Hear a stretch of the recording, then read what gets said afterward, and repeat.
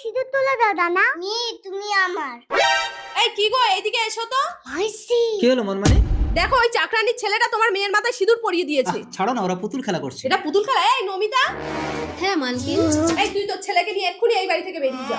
এই তুই কি আমাকে একটু শান্তিতে বাঁচতে দিবি না? চল। আমি মিকি ছেড়ে যাব না মা।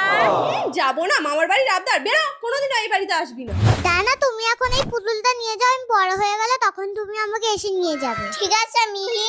অমন কথা বলতে নেই মিহি, আমি তোমাকে রাজকুমারের সাথে বিয়ে দেবো 20 বছর পর। মিহি, আজ তোকে একটা বিরাট বড় লোকের ছেলে 4 চাকা নিয়ে দেখতে আসবে। আমার অনেক ছোটবেলায় বিয়ে হয়ে গেছে বাবা, আমি আর বিয়ে করব না। না, ওসব ছোট লোকদের সাথে আমরা কোনো সম্পর্ক করব না।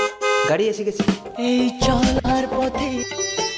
আসুন মুকেশ বাবু, আসুন। আপনারা চলে যান, আমি বিয়ে টিয়ে করব না, আমার বিয়ে হয়ে গেছে। মিহি, সতেশ বাবু এইভাবে বাড়িতে ডেকে অপমানটা না করলেই পারতেন। চল জানিস মুকেশ বাবু। একটা অত বড় লোকের সামনে তুই আমাদের অপমান করলি কেন? মনমানি, ওরা তো ব্যাগ ফেলে দিয়ে চলে গেল। একটা